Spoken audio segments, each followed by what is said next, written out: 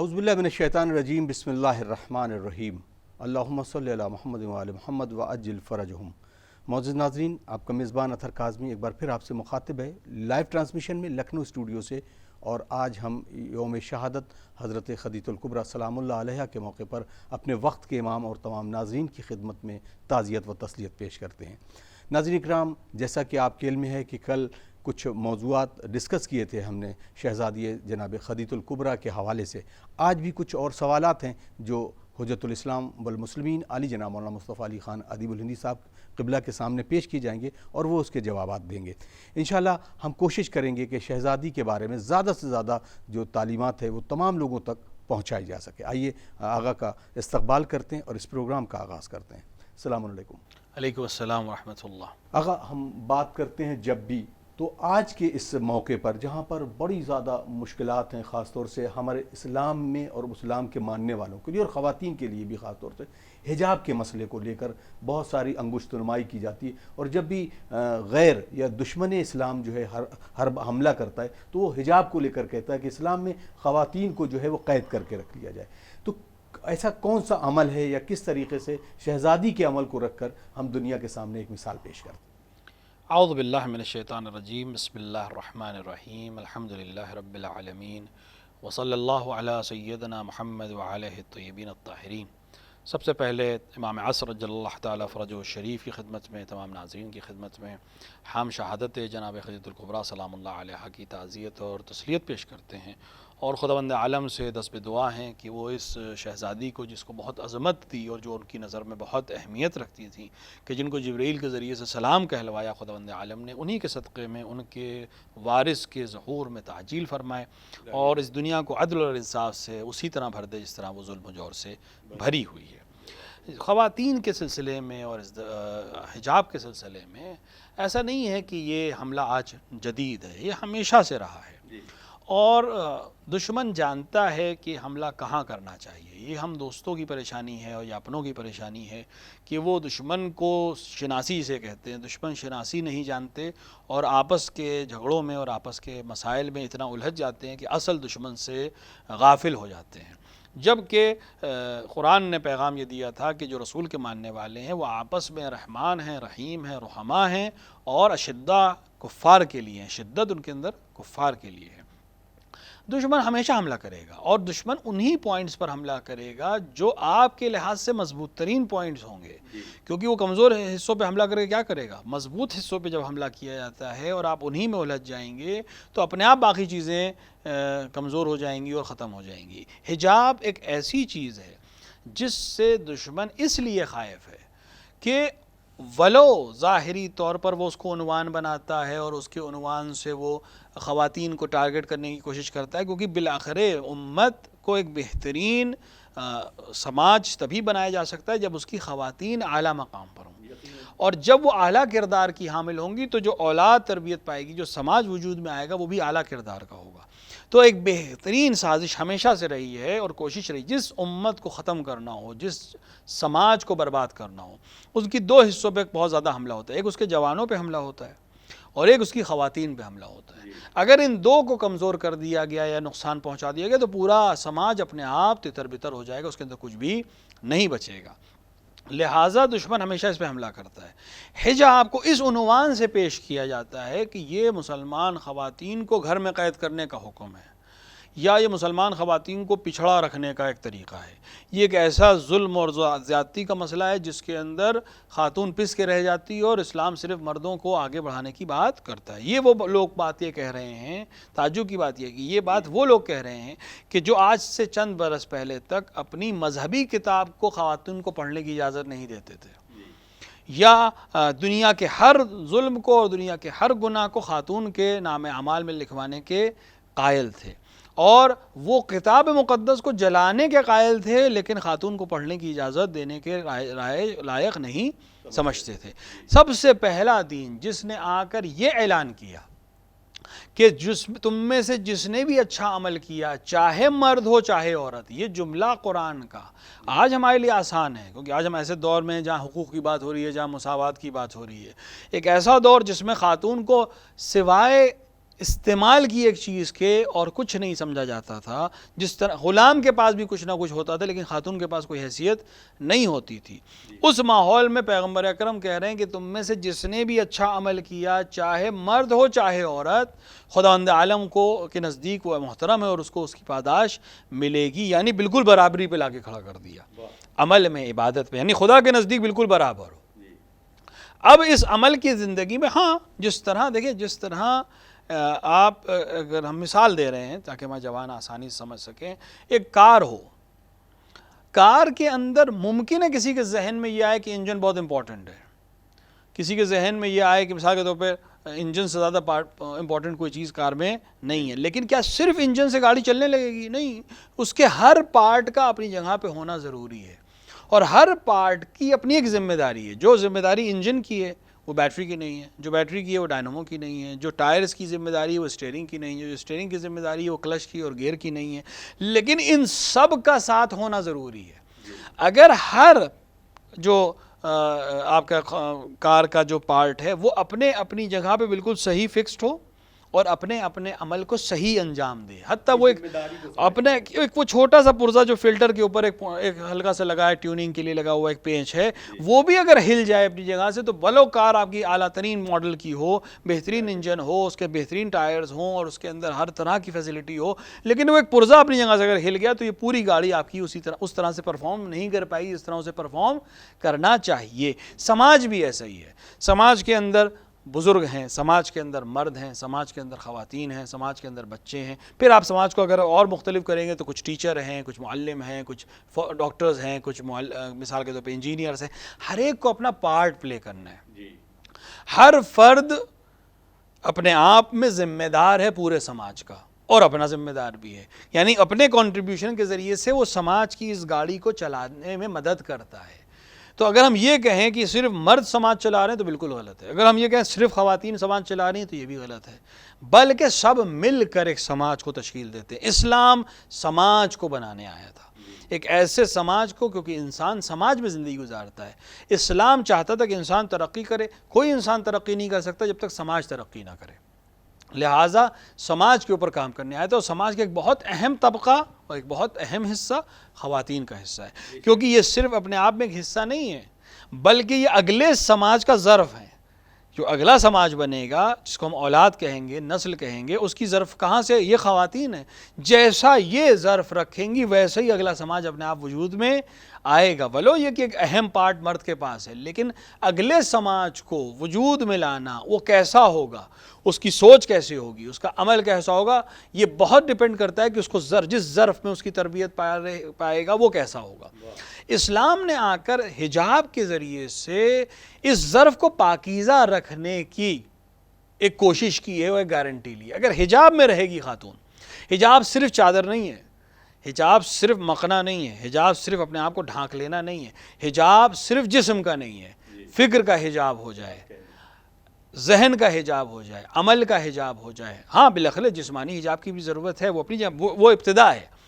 جب جسم نامحرم سے محفوظ رہے گا، جب جسم کی بناوٹ نامحرم سے محفوظ رہے گی تو اب یہ خاتون اپنے کردار کو اور بہتر کر سکے گی، تبھی اپنی روح کے اوپر عمل کر سکے گی، تبھی اپنی فکر پہ عمل کر سکے گی اور نتیجے میں سارا اثر اگلی نسل کے اوپر منتقل ہوگا. تو اس بہت امپورٹنٹ پارٹ کو سماج کے اسلام چاہتا تھا کہ محفوظ رہے، ہر طرح سے محفوظ رہے. لہٰذا اس نے حجاب کا حکم دیا. حجاب کے ذریعے سے اس عظیم سرمایہ کو محفوظ رکھنا ہے ہر طرح کی پلیدگی سے، چاہے وہ ذہنی ہو، چاہے وہ جسمانی ہو، چاہے وہ سماجی ہو، چاہے وہ اقتصادی ہو، ہر طرح سے. دوسرا، خاتون کو جو خلقت ہے وہ بہت نرم اور نازک ہے. خداوند عالم نے اس کو بہت نرم اور نازک بنایا ہے. یعنی بالکل اس پھول کی طرح کہ جو باغ میں کھلتا ہے، تو اس کی پروٹیکشن کے لیے اس طرح کانٹے رکھے جاتے ہیں. جو بہترین گلاب ہے لیکن اس کے پروٹیکشن کے لیے خداوند عالم نے اسی میں کانٹے بھی رکھے ہیں کہ ہر ہاتھ اس تک نہ پہنچ سکے. تو یہ کیا ظلم ہے؟ نہیں، ظلم نہیں، اس کے پروٹیکشن کے لیے ضروری ہے. جس طرح ایک گوہر کے لیے، ایک سیب کے اندر ایک گوہر کے لیے سیب کو ظرف بنا کے رکھا ہے، صدف کو، کہ اس کے اندر وہ صحیح سے تربیت پا سکے اور بہترین موتی کی شکل اختیار کر سکے. تو ہر بہترین چیز کسی نہ کسی صدف میں ہوتی ہے، کسی نہ کسی پروٹیکشن میں ہوتی ہے. خداوند عالم نے جب اس کائنات کے شاہکار کو بھیجا جسے ہم خاتون کہتے ہیں، اس کو ایک پروٹیکشن دیا، ایک صدف دیا جس کو ہم حجاب کہتے ہیں، کہ یہ ہر طرح سے محفوظ ہو جائے تاکہ یہ گوہر بار بن سکے اور آبدار دانہ اس کا بن سکے، یہ کھل سکے سکون کے ساتھ، اور اس کے اندر کسی قسم کے اوپر حملہ اس کے اوپر نہ ہو سکے۔ لیکن اس کو سمجھنے کی ضرورت ہے کہ دشمن یہ کہے گا پیچھے رہنے، تو ہمارے پاس نمونہ ہے۔ آج جناب خدیجہ الکبریٰ سلام اللہ علیہا کی شہادت کے دن ہم یہ گفتگو کر رہے ہیں، خود جناب خدیجہ الکبریٰ بہترین نمونہ ہے ان سب کو جواب دینے کے لیے۔ جناب خدیجہ الکبریٰ بہت بڑی بزنس وومن تھی، جیسے کہ ہم نے پہلے بھی عرض کیا، آپ تجارت کرتی تھیں۔ اگر اسلام خاتون کو منع کرنے والا دین ہوتا تو چلیے شادی سے پہلے تک آپ تجارت کر رہی تھی، پیغمبر اکرم شادی کے بعد منع فرما دیتے کہ آج سے آپ میری زوجہ ہیں، آپ کو اجازت نہیں ہے۔ چلیں شادی کے بعد بھی کئی برس تک پیغمبر نے ظاہری طور پہ اسلام کا اعلان نہیں کیا، اعلان نبوت نہیں کیا ہے، لہٰذا 40 برس تک ہم انتظار کر لیتے ہیں، ازدواج کے 15 سال تک کچھ نہیں کہا آپ نے، کیونکہ کوئی حکم ہی نہیں ہے۔ لیکن اب جب اعلان نبوت ہو گیا اور پیغمبر نے اپنے آپ کو رسول اللہ کے عنوان سے دنیا کے سامنے ظاہر کر دیا، تب حکم کر دیتے پیغمبر کہ اب میں پیغمبر ہوں، اب میں رسول ہوں، اب قوانین اسلامی کی رعایت ہوگی، لہٰذا آپ یہ تجارت بند کریے۔ کہیں ہمیں نہیں ملتا، برعکس ملتا ہے کہ جناب خدیجہ الکبریٰ سلام اللہ علیہا اور مسلسل تجارت کر رہی تھی، اور اس کی تجارت سے ملنے والے فائدے کو اسلام اور مسلمانوں پہ خرچ کر رہی تھی، اور ان کے مال کی مدد سے مسلمان جو فاقہ کشی کی زندگی گزار رہے تھے ان کو آسانی ہو رہی تھی، یا ان کو وہ غلام جو اسلام لانے کی وجہ سے اپنے آقا سے ظلم اور زیادتی کا سامنا اسے کرنا پڑ رہا تھا، وہ جناب خدیجہ کے پیسے سے چھڑایا جاتا تھا اور آزاد ہو کر مسلمانوں کی صف میں داخل ہو رہا تھا۔ جناب خدیجہ الکبریٰ نے اتنا مال دیا، روایت میں ملتا ہے کہ پیغمبر اکرم گھر میں داخل ہوئے، دیکھا کہ چہرے پہ کچھ افسردگی ہے، جناب خدیجہ الکبریٰ سلام اللہ علیہا سامنے گئیں کہ میں آپ پر، میرے ماں باپ آپ پہ قربان ہو جائیں، کیا چیز آپ کو رنجیدہ کر رہی ہے؟ یہ سوال کرنا، یہ خود دیکھیں بہت چھوٹے چھوٹے واقعات ہوتے ہیں اور ہم ان کو پڑھ کر مثال کے طور پہ یہ فضائل جناب خدیجہ میں گزر جائے گا واقعہ، لیکن اس سے کتنے پیغام ملتے ہیں۔ شوہر جب گھر میں داخل ہو تو زوجہ اس سے کیسے خطاب کرے، گھر میں داخل ہوتے اس کے اوپر برس نہ پڑے، دن بھر کا سارا غصہ اس کے اوپر نکال دے، ٹھیک ہے مسائل ہیں بالآخر شوہر سے ہی ڈسکس کرے گا انسان، لیکن ابھی وہ گھر میں جب داخل ہوا ہے تو پہلے اس سے احوال پوچھے کہ کس طرح سے باہر رہا، کیسا کام رہا، آفس کیسا رہا۔ جناب خدیجہ یہ پیغام دے رہی ہیں کہ کیا چیز ہے، میرے ماں باپ، کتنا بہترین جملہ ہے یہ جملہ اگر زوجہ کسی شوہر سے کہہ دے گھر میں داخل ہونے پر تو آدھا درد اور آدھا غصہ اس کا ختم ہو جائے۔ پیغمبر اکرم سے کس چیز نے آپ کو رنجیدہ کیا، کہ آپ مسلمان پریشانی میں ہیں، پیسہ نہیں ہے، مال نہیں ہے، ان کے جو سرپرست افراد ہیں وہ غلاموں کو اذیت کر رہے ہیں، بھوکے ہیں۔ جناب خدیجہ الکبریٰ نے حکم دیا، اسی دن ان کے پاس مال تجارت سے کچھ فائدہ آیا تھا، آپ نے اپنے غلاموں کو حکم دیا کہ جتنا مال ہے سب پیغمبر کے قدموں میں ڈال دو، اور روایت نے آگے بیان کیا کہ اتنا مال سونے اور چاندی کے سکے ڈالے گئے پیغمبر کے قدموں میں کہ آپ کے اور جناب خدیجہ کے درمیان ایک دیوار حائل ہو گئی سونے اور چاندی کی۔ آپ تصور کریں کتنا سونا اور چاندی رہا ہوگا، وہ کتنا سونا اور چاندی چاہیے کہ دیوار بن جائے اور زن و شوہر ایک دوسرے کو نہ دیکھ سکے۔ اور جناب خدیجہ نے اس کے بعد فرمایا کہ یہ سب آپ کے صدقے میں دے رہی ہوں، آپ مسلمانوں پہ خرچ کریے، آپ رنجیدہ نہ ہوئیے، آپ کا رنجیدہ ہونا میرے لیے اذیت کا سبب ہے، یہ مال میرے کا جانا میرے لیے اذیت کا سبب نہیں ہے۔ اسی طرح جب آپ پہلی بار رسول اکرم صلی اللہ علیہ وآلہ آپ کے نزدیک آئے ہیں شادی کے بعد، تو آپ نے ایک جملہ کہا ہے کہ میں آپ کی کنیز ہوں اور میرا جو کچھ ہے سب میں نے آپ کو دے دیا۔ یہ جملہ فداکاری کا جملہ ہے۔ تو پیغمبر اکرم نے آپ کو منع نہیں فرمایا، پیغمبر اکرم نے تجارت سے منع نہیں فرمایا، پیغمبر اکرم نے یہ پیغام دیا دنیا کو، جناب خدیجہ الکبریٰ نے پیغام دیا کہ اگر خاتون چاہے تو بہترین ایڈمنسٹریٹر بن سکتی ہے، خاتون اگر چاہے تو بہترین بزنس وومن بن سکتی ہے، خاتون اگر چاہے تو تمام ذمہ داریوں کو بخوبی نبھا سکتی ہے، صرف ایک شرط ہے کہ عفت کے ساتھ، حجاب کے ساتھ ہی عمل کرنا ہے، اور حجاب کسی طرح سے اس کو روک نہیں رہا ہے، کہیں منع نہیں کر رہا ہے۔ اور حتی بعد کے مراحل میں بھی اگر ہم جناب خدیجہ سے آگے بڑھیں، جناب زہرا سلام اللہ علیہا کی زندگی میں جائیں، یا جناب زینب کبریٰ سلام اللہ علیہا کی زندگی میں جائیں، یا بعد کی خواتین بنی ہاشم کی زندگی میں جائیں، تو آپ کو مسلسل ملے گا۔ وہ کہاں آج اسلام پر یہ الزام ہے کہ وہ تعلیم کی بات نہیں کر رہا، جناب زہرا سلام اللہ علیہا خود درس دیتی تھی مدینے میں، جناب زینب سلام اللہ علیہا خود درس دیتی تھی مدینے میں، جناب معصومہ قم سلام اللہ علیہا خود درس دیتی تھی مدینے میں، نہ جانے کتنی خواتین آپ کی شاگرد تھیں۔ یا دیگر ائمہ علیہ الصلوۃ والسلام کی ازواج کے لیے ملتا ہے کہ کوئی سوال پوچھنے آتا تھا خاتون یا کوئی بچے کے سلسلے میں سوال ہوا تو امام نے فرمایا کہ اپنی کنیز کو میری زوجہ کے پاس بھیج دو، وہ احکام تمہیں بیان کر دیں گی۔ تو اس کا مطلب یہ ہے کہ اس گھر میں تعلیم و تربیت ہوتی تھی۔ کتنی روایات ہمارے پاس ہیں جن کی راویاں صرف خواتین ہیں، ایک پورا سلسلہ ہے حدیث کا جس میں راوی صرف اور صرف بنی ہاشم کی خواتین ہیں، یہاں تک کہ پیغمبر تک سلسلہ پہنچتا ہے۔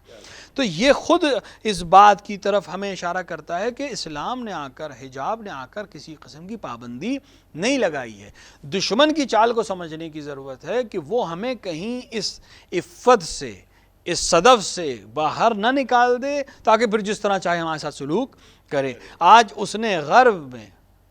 مساوات کے نام پر، حقوق کے نام پر خاتون کو پچھلے زمانے سے بھی بدتر حالات میں لے آیا، یعنی وہ اپنے جسم کی نمائش کر رہی ہے،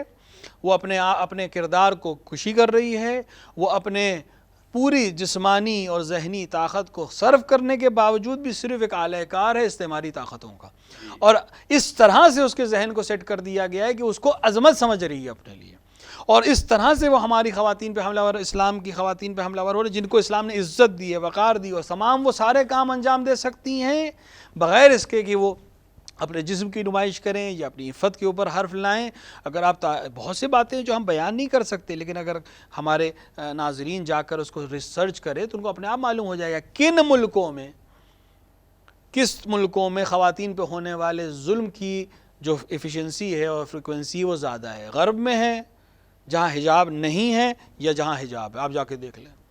کتنے ملکوں میں مثال کے طور پر اس طرح کے جرائم جو خواتین کے ساتھ ہوتے ہیں ان کی تعداد اسلامی ممالک میں زیادہ ہے یا غیر اسلامی ممالک میں زیادہ ہے۔ ولو آج بھی ہم یہ کہہ سکتے ہیں دعوے کے ساتھ کہ کسی ملک کو ہم پیور اسلامی ملک نہیں کہہ سکتے، حتیٰ یہ 50 اسلامی ملک جو اپنے آپ کو اسلامی کہتے ہیں، کیونکہ اسلامی شرعی یہاں پہ نافذ نہیں ہے، یہاں پر رسول اکرم اور اہل بیت علیہ الصلوۃ والسلام کا دین نافذ نہیں ہے، لیکن ظاہری اسلام ہے۔ اس کے نتیجے میں، حجاب کے نتیجے میں کتنے جرم سے اور کتنے مسائل سے یہ خواتین محفوظ ہیں در مقابل وہ اپنی خبریں نہیں دیتے، لیکن آپ انٹرنیٹ سرچ کریں گے تو آپ کو مل جائے گا۔ تو لہٰذا یہ حملہ جو خواتین کے حجاب پر ہو رہا ہے، اس میں بہت ضروری ہے کہ ہم اصل پیغام کو بھیجیں۔ اور یہیں پر میں پھر سے اس بات کی تاکید کروں گا کہ جناب خدیجہ الکبریٰ، جناب زینب کبریٰ، جناب فاطمہ زہرا سلام اللہ علیہا کے کردار کو اور زیادہ بیان کریں، مختلف پہلوؤں کو بیان کریں، صرف ان کی چادر کو بیان نہ کریں، ان کے عمل کو بھی بیان کریں، ان کے ایڈمنسٹریشن کو بیان کریں، ان کے گھر کی خدمتوں کو، ان کی سماج کی خدمتوں کو بیان کریں کہ کس طرح انہوں نے اسلام کی حفاظت کی، کس طرح اپنے عمل کو انجام دیا، تاکہ ان کو جواب مل سکے کہ خاتون حجاب میں رہ کر بھی اعلیٰ ترین کام انجام دے سکتے۔ جزاک اللہ۔ ناظرین، یقیناً بہت سارے ایسے سوالات ہیں جو بہت تفصیل سے ڈسکس نہیں کیا جاتا، لیکن بحمدللہ بڑا خوبصورت سا جواب اس حجاب کو لے کر اس پہلو پر روشنی ڈالی آغا نے۔ آئیے اور ایک سوال کرتے ہیں مولانا، اب بات کرتے ہیں ان افراد کے لیے کہ جو ہمارے تمام مسلمانوں میں سے رائج ہے کہ رسول اللہ 40 سال کے بعد نبی بنے۔ اب اس میں کردار جناب خدیجہ الکبریٰ جو ہے وہ کیسا آئینہ بنتا ہے ان لوگوں کے لیے کہ جو بتائیں کہ جنہوں نے پہلے ہی معاون کے طور پر ایک رسول کو رسول کے طور پر سمجھا اور ان کی معرفت کو حاصل کر کے پھر ان سے عہد کیا۔ دیکھیں، رسول اکرم صلی اللہ علیہ وآلہ نے اعلان کیا ہے 40 برس کی عمر میں، اس پہ امامیہ کا اتفاق ہے، تمام علماء کا اتفاق ہے۔ دیکھیں، ایک شخص ہے کسی عہدے پر فائز ہے، اعلان نہیں کر رہا ہے، تو اس کا یہ مطلب نہیں کہ وہ فائز نہیں ہے یا اس کے پاس وہ ڈگری نہیں ہے، وہ رہے گا، لیکن وہ ابھی اس نے سماج کو اس لائق نہیں سمجھا ہے کہ اپنی ہویت کو، اپنے اصل آئیڈنٹی کو وہ دنیا کے سامنے پیش کرے۔ بہت دفعہ آج تو بہت آسان ہے، کوئی انسان ہے کسی بڑی پوسٹ کے اوپر ہے، کہیں سفر کر رہا ہے، اس نے ضرورت نہیں محسوس کی، کسی کو نہیں بتا رہا ہے کہ میں کس پوسٹ کے اوپر ہوں، لیکن جہاں ضرورت اسے محسوس ہوئی وہاں وہ بتا دیتا ہے کہ میں کس پوسٹ پہ ہوں اور اس پوسٹ کے فوائد اور کا وہ فائدہ حاصل کرتا ہے۔ تو کسی کے پوسٹ پر ہو کر اعلان نہ کرنا اس بات کی دلیل نہیں ہے کہ وہ اس پوسٹ پر فائز نہیں ہے، اعلان نہیں کر رہا ہے۔ پیغمبر اکرم صلی اللہ علیہ وآلہ جب سے ہیں تب سے نبی ہیں، اعلان رسالت آپ نے 40 برس کی عمر میں انجام دیا ہے، اور جناب خدیجہ الکبریٰ سلام اللہ علیہ بہترین نمونہ اس مسئلے میں بھی کہ جن کو معرفت پیغمبر اعلان بعثت پیغمبر سے پہلے سے تھی، ورنہ وہ کیوں آپ کو بھیجتی؟ وہ یتیم عبداللہ جس کے پاس دنیاوی لحاظ سے کچھ بھی نہیں تھا، ایک کنیز اور ایک اونٹنی اور بعض کے لحاظ سے کچھ درہم کے علاوہ کچھ بھی آپ کی وراثت میں آپ کو نہیں ملا تھا، اور آپ یتیم عبداللہ کے عنوان سے عرب کے یعنی مکے کے سب سے کمزور، فائنینشلی سب سے کمزور طبقے میں تھے،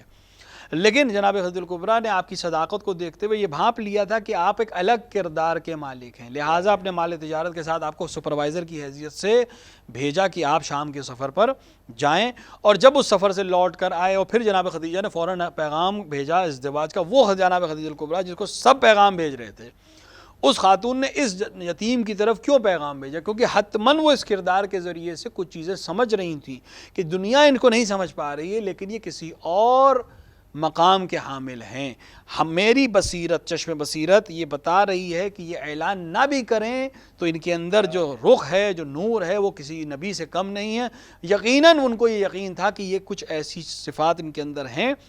جو قدیسین اور اولیاء اور انبیاء میں ہوتی ہے، ولو یہ اعلان نہیں کر رہے ہیں، لیکن چشم بصیرت جناب خدیجہ الکبریٰ سلام اللہ علیہا اس کو بھانپ رہی تھی، اور اس کے نتیجے میں آپ نے پیغام ازدواج دیا اور پیغمبر نے قبول فرمایا، اور اس کے بعد آپ نے پوری زندگی پیغمبر کی خدمت میں گزاری، چاہے وہ اعلان رسالت سے پہلے ہو، چاہے وہ اعلان رسالت کے بعد ہو۔ اور آپ کا عمل بتا رہا ہے گھر میں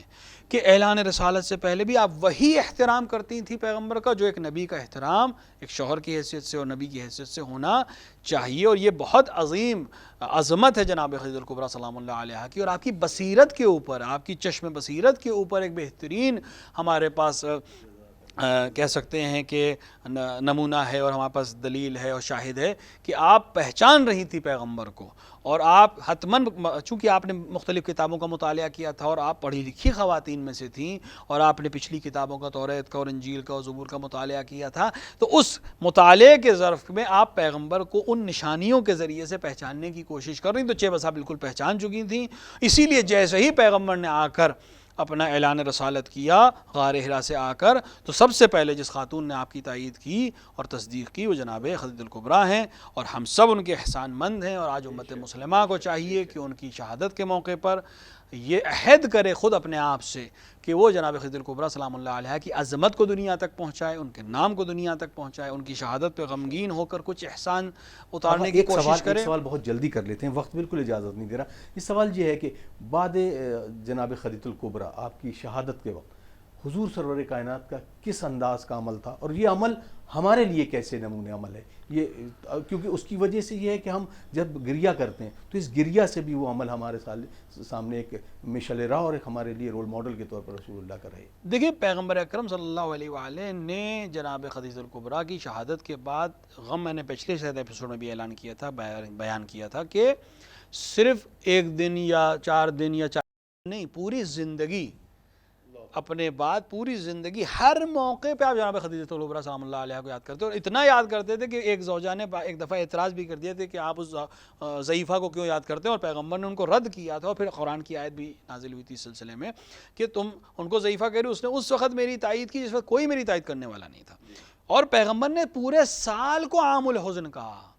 ہم 3 دن کا سوگ اور 40 دن کا سوگ جو لوگ اعلان کرتے ہیں کہ 3 دن سے زیادہ سوگ نہیں، پیغمبر نے پورے سال کو غم کا سال کہا، جناب خدیجہ الکبریٰ سلام اللہ علیہا کی شہادت والے سال کو، اس بات کا اعلان کرنے کے لیے کہ میرے اوپر یہ کتنا گراں ہے، میرے اوپر کتنا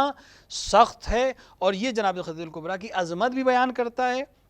کیونکہ پیغمبر اکرم کی صرف زوجہ نہیں تھی، پیغمبر اکرم کی معاون تھی، پیغمبر اکرم کے لیے ڈھارس تھی کہ جب کوئی ساتھی نہیں ہے تو وہ ہمیشہ میرا ساتھ دینے والی تھی۔ لہٰذا اسلام کو بھی چاہیے کہ ان کے غم میں غم زدہ ہو کر پیغمبر کو خراج عقیدت پیش کرے، اور پیغمبر کے غم میں اپنے آپ کو شریک کر کے اپنے مسلمان ہونے کا فرض ادا کرے۔ جزاک اللہ، جزاک اللہ۔ اجر تو رسالت کا کوئی دے نہیں پایا، قرض دار ہے امت آج بھی خدیجہ کی۔ یقیناً ناظرین، اس ذات نے جس طریقے سے ایک معاون بن کر حضور سرور کائنات کا ساتھ دیا، نہ تو اس کی نظیر ہے نہ کوئی مثل ہے۔ ہمیں چاہیے کہ ہم یاد رکھیں ہر ایک لمحہ اس ذات کا جس نے رسول اللہ کے ساتھ شانہ بشانہ اسلام کو پروان چڑھانے کے لیے پوری زندگی سرو کر دی۔ ناظرین، ہمیں اجازت دیجیے، انشاءاللہ اگلے ایپیسوڈ میں کچھ اور سوالوں کے ساتھ حاضر ہوں گے، کچھ اور موضوعات کے ساتھ۔ تب تک کے لیے ہمیں اجازت دیجیے، آئیے ہم دعا کرتے ہیں اپنے امام کے لیے، ان کے ظہور کے لیے خداوند متعال سے۔ اللہم عجل لولیک الفرج۔